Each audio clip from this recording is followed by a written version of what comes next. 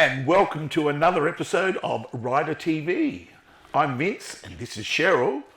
And Cheryl, you had the privilege of interviewing. You've done Angry Anderson, ladies and gentlemen, from Rose Tattoo. So you've done Angry a few times, haven't you? I've done him on the Zoom with your radio programs and on stuff the radio, like that. Yeah. So he was in town for a gig, and you thought you'd catch up with him, which is, speaking with someone to Angry is wonderful. He's been around for a long, long time.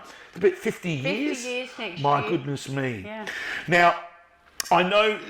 Look, there's never a shortage of material with Angry because he's got an opinion. He likes to chat. He's got an opinion on everything, and trying to keep him on track's like herding cats, isn't it? Exactly right. And it might sound like we're poo-pooing him, but no, because isn't it wonderful? I mean, he's in his late 70s. Yes. He's still passionate. He still wants to talk about stuff. He's like a kid. Yeah. And even though you might not agree with him politically, and he's a handful, you've got to admire that energy. And he still gets up and he belts it out like a good old... 120%. Yeah. So we're gonna have a bit of a look at this interview. Yeah, part of the Legend series is Angry. I put my chauffeur hat on and I picked him up from the hotel around the corner. Oh, he loved that. Yeah, in the black Merc. Oh, he came here? He sat right here. Yeah. Yeah. And we couldn't get him to leave. Have a listen to the best bits. Yeah. Oh, look, I hope he keeps on going for many, many more years. So we'll have a bit of a look at this interview, see how you did herding the cats. Yeah. Snippets, come on. Yeah. Now that's what I call power, people. Oh, yeah.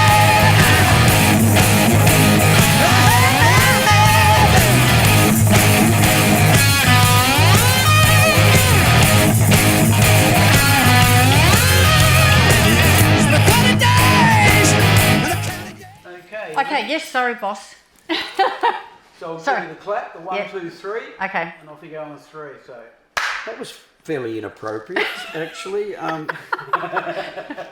give you the clap. I'm used to it. I'll give you the clap. Usually you don't announce it, I was giving you the clap again. I thought we were rolling anyway. Oh, no. All right, away you go. You're with Cheryl, that radio chick, and I'd like to welcome into our studio today for our Legend series for Rider TV, Angry Anderson. So we've got 50 years of history to get through. I know last time we spoke back in February on the Zoom, we spoke for about an hour. So, Yes. Yeah. So, that was one of my short ones. yeah, it was. But congratulations. Thank you. Rose Tattoo formed in 1976, so you Yeah. will be celebrating next year 50 Well, years. actually, I'm not correcting you. I'm just adjusting the 75 we formed. Was that the band that already had some guitarists, and you initially wanted to be a blues guitarist, didn't you? You wanted to be That was Bob way, Dylan. way, That was way yeah. before. Yeah, no, Oh, I so that's not when you did the audition and sang Twist and Shout. No, Got that the job. was way, that was just out of school. Yeah, very early on. Yeah, so I was like 17. Yeah, There's 4 guitar players, yeah. no drummer, no bass player. So Kenny is one of the guys I told you about or mentioned. He said, I kind of like bass.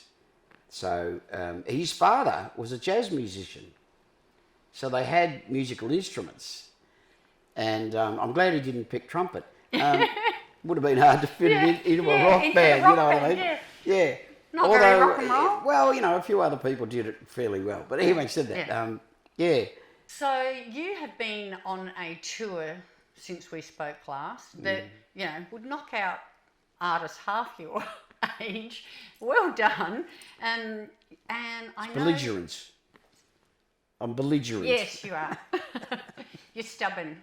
Absolutely. So I know, the Tats have lost some members, but also in this tour, are you bringing back members who have played in the past and they're all having a little bit of a go? Funny you should say that. doing your homework. Stephen King, who's playing bass with us now and has done for, well, he started with us, about midway through last year, I think. And he was one of the, on the tail end of the previous incarnation, if you like. Yep. And he was a bass player on the last album we did, which was a long time ago, Blood Brothers. And that was the last album that Mick played on, because he was dying of cancer at the stage at that time. And we knew that we only had a limited amount of time. So we wrote some brand new stuff, but we resurrected some very worthwhile material from early days that didn't suit the early, time frame. Yep. You know, the vibe, man. To quote the castle, our castle. So Just the vibe, Your Honour. yeah, really. It's just isn't it amazing how it's like we were in Los Angeles not so long ago. Oh, I was there last week. And Ronnie's girlfriend that he proposed to on the rock cruise in the middle of Bad Boy. Can you believe it? We drop right back in volume, and we do this little blues jam, right? Because it's just a beautiful boogie feel. So he decides to. I'm down in the audience dancing with some of the girlies, and he decides to propose to Rose, his girlfriend. It's such a beautiful story. Nice. But don't know why I told you that. But yeah, we're in Los Angeles. Anyway, Jackie Weaver is Rose's auntie. Right. So I got to meet... I'd met Jackie Weaver like years and years and years ago. And anyway, she comes in because she's quite a big deal in Hollywood these days. Yeah. So because she plays these very intensely matriarchal type Characters. women, yeah, but anyway, she came in, so I got to had this wonderful moment because one of my a great line out of Australian movies is when I think it's the movie's called Caddy, I think. And are you into Australian cinema? Yeah. History yeah. good, yeah. Well, you know what I'm talking about. But they're on a Melbourne tram and they're talking, her and and she goes, "Oh, life's a bugger." And then you die. Isn't that classic? Bitch and And then you die. I said, I was so clumsy about it. I said, "Jackie, can you?" And she went, yeah. She knew exactly.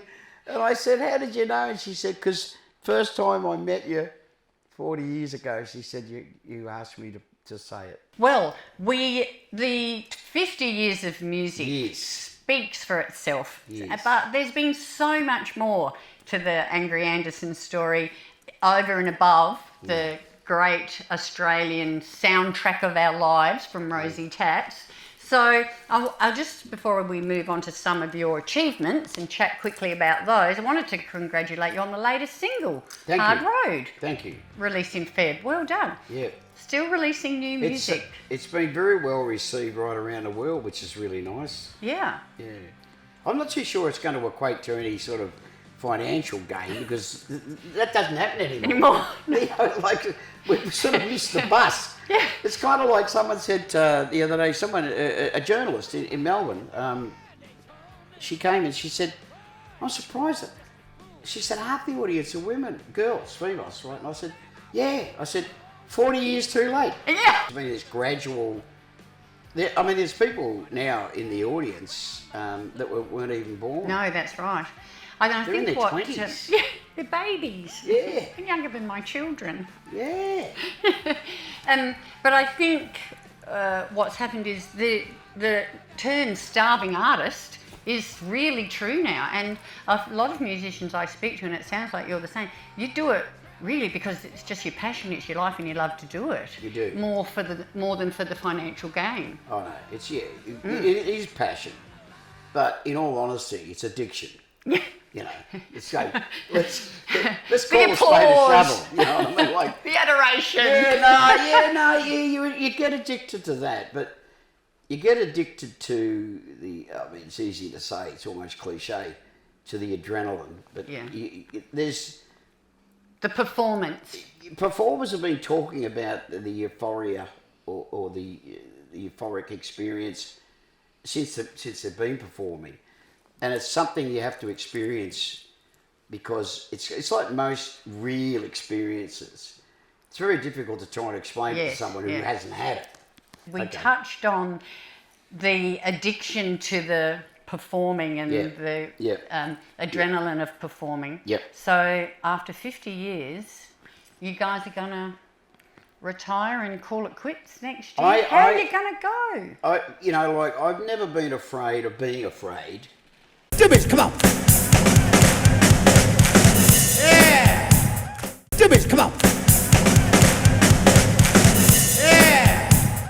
I think there's some people like musicians, doctors, rocket scientists, whatever, that there is something within them that makes them more, draws them to that, because they're more suited, for want of a better word. But I've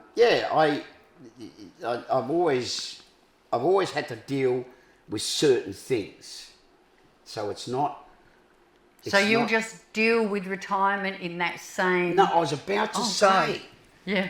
I am experiencing a fear. Oh. Which I'm quite comfortable Yeah. with because I've been dealing with it one way or another. Hell, I was married once. No, I don't. But yeah, I mean, like in a couple of years, 50 years, which is the biggest half of my life, like if you divide my life, I've been associated with this band, this name, this music, this lifestyle for 50 years. And then it's going to stop. Yeah. It's going to finish. And I don't know. And that's exciting. But, there's a certain amount of fear involved with that. So, yeah, I'm not looking forward to it. It's a different emotion entirely than that.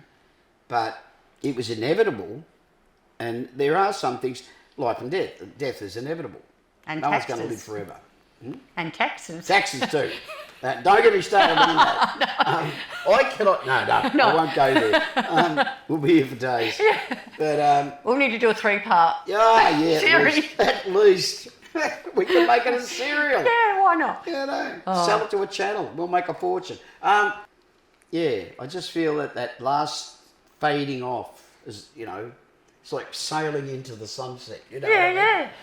On your horse. It's like, well, you don't actually sail on it. I'm more a sailor. Yeah. Yeah, really. Yeah. I always said I've been a pirate. Yes. Soul-wise, Yeah. I think I was a pirate. Righto. Well, we wish you all the best with it anyway. Thank you. This is our Legend series, so don't be scared, but we're going to talk about some of your other stuff that you've achieved, right? Okay. Because it's so interesting. You've done so many things other than, being the ultimate lead singer of Rosie Tats from the day one. Well, I have the unique distinction of being the one and only. That's right. Well done. Now, this is one thing I loved talking to you about. In 1985, remember, you were in Mad Max Beyond Thunderdome. Yeah. That would have been an amazing experience. Yes, it was. On many different levels. But like any great experience, it was amazing because since I was a kid, I've been absolutely fascinated by cinema. Yeah.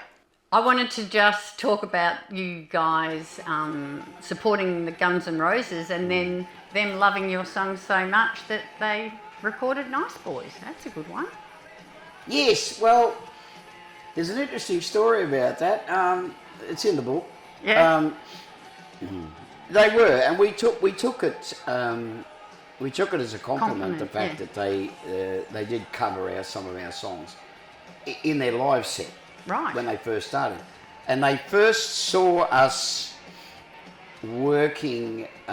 We were on tour with Aerosmith. Yeah. So it was 82, 83, something like that. And because we did most of a year in America, and we toured with ZZ Top. Yeah. We did a massive tour in a couple of different parts with Aerosmith. I think that's when they, because when you think about it, Guns N' Roses is so close to rose tattoo, Yeah. it would be pretty. Did they steal your name? No. The thing about it, what I can't remember actually said it when, but it's the most sincere form of flattery. Yeah, something like that. Is to. Yeah, what is that saying? Flattery is the But it sincerest means form to of... take, Yeah. not copy. Yeah. Imitation. Bingo. Yeah, it's the flattery. Sincerest Yeah, form of flattery. Yeah. Yeah. We And, get there eventually. Our yeah. brain cells kick in. Yeah, between the two of us. And, you know, I now, in my dotage, I love saying that. Yeah. Because I'm almost there, you know what I mean? Like I'm 10 years away from dotage. Okay. You know, the slippers and the dog, the whole thing. Yeah, I just kind of think, but in recent times, but getting back to crosswords, there's a very, very dear woman who's been in my life for a lot of years, and she helped me through a very, very difficult time. And we both had this thing about crosswords. It's good for your brain. So I'll be sitting there having dinner, and I'll go, and I'll just dial up and say, Sharon, What's 10 across? Yeah, really. Any clues? Have you got 3 down yet? Yeah. So bless. how we've moved on. Yeah. You know, like anyway. All right. Jesus Christ Superstar. Yeah. Herod. Amazing. Yeah, it was because of the story, but the cast was extraordinary. Yeah. And Herod took great delight in being the person that condemned the Christ to death. Yeah. Because it re-established, historically speaking, his power. Yeah. This is my moment. Yeah, he knew the importance of the I'm occasion. going to be remembered Yeah. forever because Yeah. I'm sending this upstart to hang on a cross. Yeah. Have you seen the current version, by the way, with Mahalia No. Barnes? No. Yeah. No. Yeah. Well, I wanted to congratulate you quickly before we go because I can see our producer giving us a little bit of the windy uppy. And congratulations in 1993. It's like being married. Yeah, I know, bossy. Don't look at him. Just don't look at him. 1993. Congratulations on your Order of Australia. Well deserved. Not just for music, but for your contribution to the Philanthropy. community. Yeah, well done. Because I know you do a lot. You've done a lot for the prisoners leaving prison, and I mean, How did you know that? I think we talked about it last time. Oh, did we? And also, you know, you had that great concept on Ray Martin where you would have the challenges and you'd go out to the different communities and help them in different ways. So you've done, you know, a lot of work. Well, see, for the underprivileged. he deserves the credit for exposing me. Yeah. And I've said that many times. The first time I went on television was because of, it's in the book, Yeah. was with Mike Walsh. Right. Snippets, come on. Yeah. Snippets, come on. Yeah. So Mike had me on to talk about these stories and these kids. And in those days, I had no restraint. And so I just sort of, bam, I threw it out on the floor. And, so to his credit, he had me back on a second time because they had so much male feedback Yeah. and stuff. But that was his last year. That's So right. he didn't care. Yeah. That's the other side What of are it. they going to do? Cancelling? Yes, exactly. You know, like, what are they going to put me in jail? But then the producer, Paul, they chose Ray to take over the midday show. And Ray wanted to make it a much more journalistic, Yeah. you know, like he wanted to be more than just sort of what they used to call, which I thought, it's not a nice turn of phrase, but the grey rinse people. Yeah. Right? So he wanted to turn it into a more journalistic thing. Yeah, a bit more hard hitting. Well, I fit it in. Yeah. Because You're hard. That's what. Well, no. Well, yes. But you know what I mean? Like, Yeah. they looked at this footage and Yeah. they went, well, and Ray, to his credit, could have gone, like, played it safe. But he to his didn't. credit, because, as I said before, and I don't think that, like, well, it's my last year, my last couple of months, I don't care. I don't think that was Mike's motive. I think he really wanted to do something Good. meaningful. Yeah. But Ray, to his credit, he thought, no, he saw beyond the story. Yeah. So he looked at me. And how much good it could do. And how much good you could do. Well, he looked at me, the person, and he told me later, and he said, when they sat down as the producers, he said, as long as we can control him. Yeah, that's right. You know, I said, we're on a winner. Yeah. Sort of, this is what Ray told me only a year or so later. Yeah. And he said, that first year, he said, every time you came on set, He held his breath. he said everyone used to brace themselves. Like, what's going to happen? Like, how do we get onto that? I don't know. The award. Yeah. Oh, that. And also in 2006, I wanted to congratulate you for your induction to the ARIA Hall of Fame. And that was done by... I can't actually tell you. Did I tell you that story? Which one? When I went to Peter, because he was dying, right? So I went to see Peter, and he was dying. He was in hospital, palliative care. I said they're going to induct us into the Hall of Fame. So I can't say what he said because it's family television, isn't it? But if you can imagine, Yeah. he said, "It's just because I'm dying." And I said, is there anything you want me to say on behalf of the band or yourself? And he said, yeah, tell them. Stick it where the sun don't shine. Pretty much, well, there was a little bit more to it than that, but yeah, pretty much that's the gist of it. Yeah. But, you know, he said, I think, you know, because I think I knew Peter pretty well, that, yeah, I think he saw the humour in it. Yeah. But I thought, you know, it was so typical. I'm just trying to search for the word, but as soon as I said, well, they're going to induct us into the ARIA Hall of Fame, and he said words to the effect, it's because I'm dying. Right, and that was his, I don't think sardonic's the word, but there's a word that it's just like he's cynical, but you know, like, yeah, there was humour in it. Humour. And there was, but there was insight. And I think, to this day, I think, I can imagine the saying, well, Jesus, you know, like, we better get him in, like, while he's still alive. We're running out of members here, you know, like. Oh. Oh, no, that's not quite true, because there was, yeah, but I mean, you know. But do you think he was secretly proud? Absolutely. Yeah. Absolutely. Yeah. Yeah.